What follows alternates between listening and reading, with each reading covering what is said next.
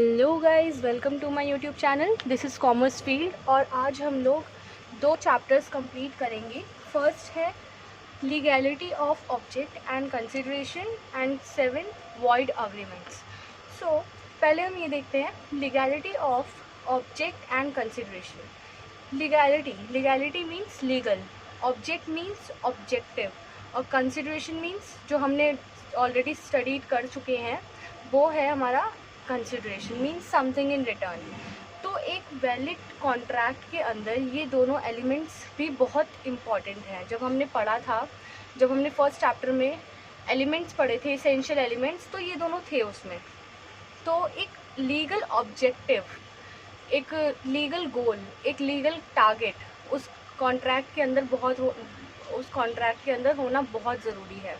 और एक कंसिडरेशन भी है ना, वो भी लीगल होना चाहिए, इलीगल कंसिडरेशन नहीं होना चाहिए। चलिए पहले हम लोग पढ़ लेते हैं ये। Every agreement of which the object और कंसिडरेशन इज़ अनलॉफुल। अगर वो अनलॉफुल है, कोई भी ऑब्जेक्ट मीन्स ऑब्जेक्टिव, और कंसिडरेशन अगर अनलॉफुल है तो वो एक वॉइड होगा, ठीक है। एंड कुछ फॉलोइंग केसेस हैं इसमें, जो कि इन्हें भी हम यही कहेंगे कि ये भी लीगल नहीं है, मतलब ये जो है ये वॉइड है, ठीक है। तो फर्स्ट है if it is forbidden by law. अगर फॉरबिडन बाय लॉ के तहत मना कर दिया गया है कि ये काम इलीगल है या फिर अनलॉफुल है, तो हम उसे एक तरह से वॉइड मानेंगे। Second, if it is of such a nature that if permitted it would defeat the provisions of any law. Means अगर उस कॉन्ट्रैक्ट को करने के टाइम पर किसी तरह के दूसरे लॉज, मतलब provisions of any other law, अगर वो डिफीट हो रहे हैं, मतलब पर्सन डिसीव हो रहा है या फिर किसी और रीज़न की वजह से कोई दूसरा जो लॉ है उसको उस मतलब वो पालन नहीं किया जा रहा है उस लॉ को, तो हम इसको कहेंगे कि ये भी एक तरह का वॉइड है, क्योंकि ये भी अनलॉफुल हुआ। अगर ज़रूरी नहीं है ना कि हम अगर बिज़नेस लॉ की बात कर रहे हैं तो ज़रूरी है कि सिर्फ बिज़नेस लॉ के सारे लॉज को मानेंगे, ऐसा नहीं है। हमें सारे के सारे लॉज को मानना बहुत ज़रूरी है। Third is if it is fraudulent means कि अगर दोनों पार्टी एंटर होती हैं कॉन्ट्रैक्ट में और एक पार्टी ने किसी तरह का फ्रॉड कर दिया, तो वो भी एक तरह का अनलॉफुल है। Fourth, if it is involves और implies injury to the person और प्रॉपर्टी ऑफ अनदर।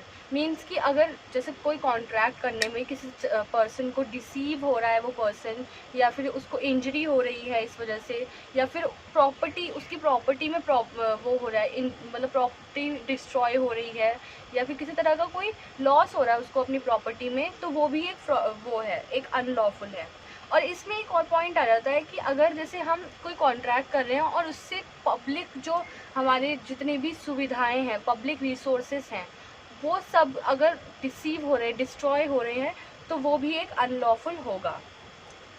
तो फिफ्थ है if the court regards it as immoral means जो एक मतलब एक तरह का हर चीज़ का पालन करे, हर लॉ का, लेकिन अब इमोरल हो रहा है, तो मतलब जहाँ पर सोसाइटी हमारा जो सोसाइटी है, वेलफेयर सोसाइटी, उसमें किसी तरह का कोई नुकसान हो रहा है, तो उसमें हम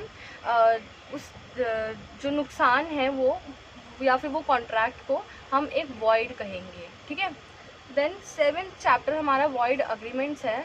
तो फर्स्ट हम डेफिनेशन देख लेते हैं। An agreement not enforceable by law is said to be void. Means कि जहाँ पर उस अग्रीमेंट को किसी तरह का कोई भी कानून, जो भी लॉ है, वो सपोर्ट नहीं करता है उस अग्रीमेंट को।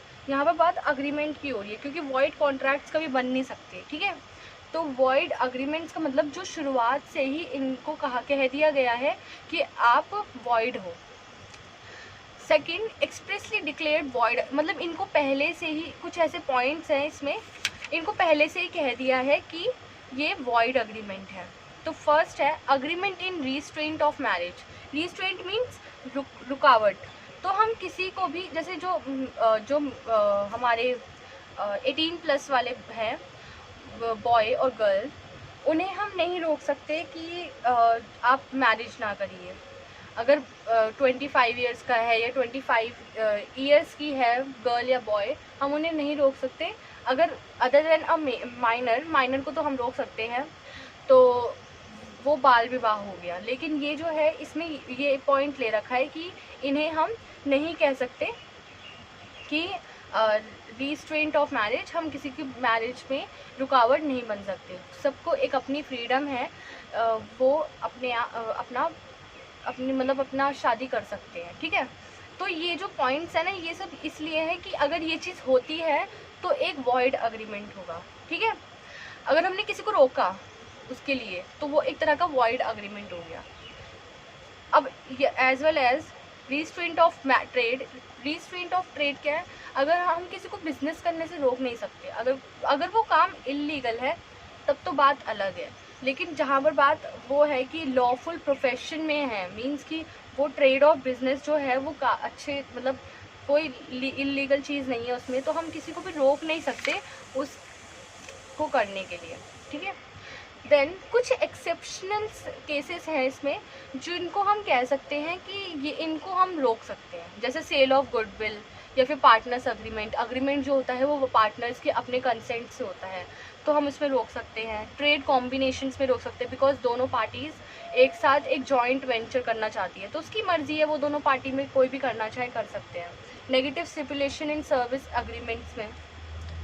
देन थर्ड है agreements in restraint of legal proceeding. Legal proceeding means जैसे इसका एग्जाम्पल ले लेते हैं। जैसे एक वो है, एक पर्सन है, उसके साथ फ्रॉड हो गया कॉन्ट्रैक्ट के अंदर।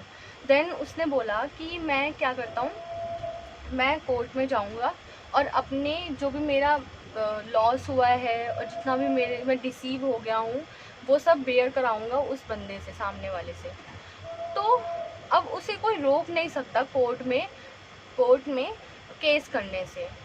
तो ये एक लीगल प्रोसीडिंग को हम कभी भी रिस्ट्रेंट नहीं कर सकते। हर किसी के पास एक अपना राइट है, वो जा कर के सू कर सकता है केस में, आई मीन कोर्ट में, ठीक है। फोर्थ पॉइंट है uncertain agreements. Uncertain agreements means, आप पहले मैं ये बता रही हूँ ना, जो थर्ड पॉइंट, फोर्थ पॉइंट, ये सब वॉइड, अगर ऐसा होता है तो वो एक वॉइड अग्रीमेंट कहलाया जाता है, ठीक है। तो अनसर्टेन अग्रीमेंट्स मीन्स जो ऐसे अग्रीमेंट जो कि सर्टेन ना हो, जो कि फिक्स्ड ना हो। अगर एक कॉन्ट्रैक्ट हुआ है और अगर वो हो ही नहीं पाया, मतलब वो फिक्स्ड ही नहीं है होना, तो उसे हम एक वॉइड अग्रीमेंट कहेंगे और वो कॉन्ट्रैक्ट में नहीं आएगा, क्योंकि ये भी बहुत इसेंशियल पार्ट है। एक एक कॉन्ट्रैक्ट के अंदर एक इसेंशियल एलिमेंट है कि वो चीज़ अनसर्टेन नहीं होनी चाहिए।